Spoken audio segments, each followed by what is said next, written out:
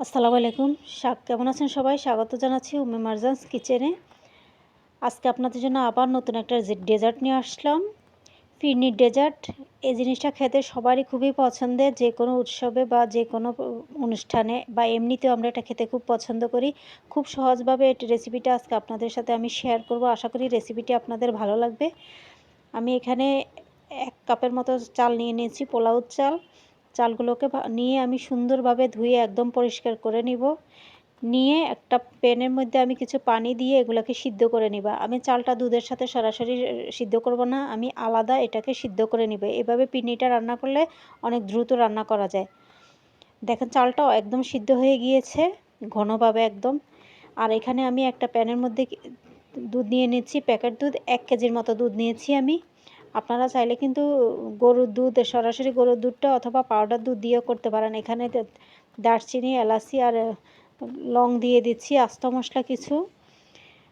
এ প্যাকে আমি 1 cup powder দুধ নিয়েছি। একটা বাটিতে একটু পানির সাথে এগুলোকে আমি ভালোভাবে একদম মিশিয়ে নিব। যখন এগুলো একদম ভালোভাবে মিশানো হয়ে যাবে তখন এগুলো আমি দুধের সাথে অ্যাড করব। পাউডার দুধটা দিলে পিন্নির ঘনত্বটা বেড়ে যায়, প্লাস স্বাদটাও বেড়ে যায়। দুধ যত পরিমাণে বাড়বে তত বেশি পিন্নির স্বাদটাও সবসময় বেড়ে যায়। যখন এগুলো দেওয়া শেষ হয়ে যাবে এগুলোকে একটু জাল দিয়ে নিব আমি চুলার তাপে। তাহলে দুধটা একটু ঘন হয়ে আসবে, আর ঘন হয়ে আসলে খেতেও বেশি ভালো লাগবে। আর যে চালটা আমি সিদ্ধ করে রেখেছি সেটা আমি এখন এগুলোর সাথে ঢেলে দিচ্ছি।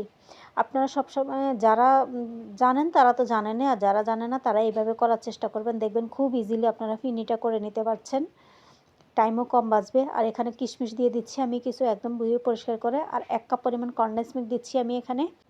কনডেন্স মিল্কের স্বাদটা আমার কাছে অতুলনীয় লাগে, আমার কাছে খুবই ভালো লাগে, এজন্য আমি কনডেন্স মিল্কটা ব্যবহার করার চেষ্টা করি। আপনারা যদি চান তাহলে আপনারা চিনির পরিমাণটাও বাড়াতে পারেন। আর মিষ্টির পরিমাণ যেটা সেটা আসলে কেউ কম খায় কেউ বেশি খায়, ওই অনুযায়ী আপনারা অ্যাড করার চেষ্টা করবেন। আর এখানে সামান্য পরিমাণে আমি একটু লবণ দিয়ে দিচ্ছি।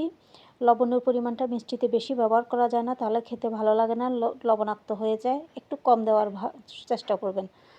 আর আমি এখানে কিছু বাদাম দিয়ে দিচ্ছি।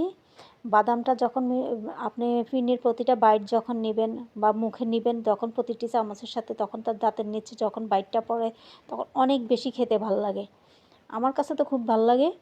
আর এখানে যেহেতু বেশি দানাদার, এটা একটু আমি ঘুটনি দিয়ে একটু ঘুটে দিব, তাহলে একটু মিহি হবে, খেতেও ভালো লাগবে, ঘনত্বর পরিমাণটাও আসবে। দেখেন অনেকটা কিন্তু ভেঙে গিয়েছে চালটা, এখন অনেকটা ঘন হয়ে আসছে। এভাবে আমি আরও কিছুক্ষণ এটাকে ভালোভাবে জাল দিয়ে নিব। যখন অনেকটা ঘন হয়ে আসবে তখন এখানে আমি সামান্য পরিমাণ দুধের গুঁড়া আরও কিছু অ্যাড করে দিয়েছি লাস্ট মুহূর্তে। তাহলে দুধের গুঁড়ার একটা যে ফ্লেভার আসে সেটা আসবে, ভাল লাগবে। আর সামান্য পরিমাণ একটু কনডেন্স মিল্ক এখানে উপর দিয়ে দিচ্ছি লাস্ট মুহূর্তে আমি। এভাবে আপনারা করে দেখবেন, আশা করি পিন্নিটা আপনাদের অনেকটা ভালো লাগবে। আমার কিন্তু ফিরনিটা হয়ে গিয়েছে, অনেকটা ঘন হয়ে গিয়েছে। লাস্ট মুহূর্তে আমি 1 চামচ পরিমাণে এলাচ গুঁড়া এখানে অ্যাড করেছি ফ্লেভারের জন্য। এটা কিন্তু আমি এখন চুলার আগুন অফ করে দিব, কারণ ঠান্ডা হলে এটা ঘনত্ব কিন্তু অনেক বেড়ে যাবে। আমি এখন একটা বাটিতে একটা সার্ভ করে নিচ্ছি।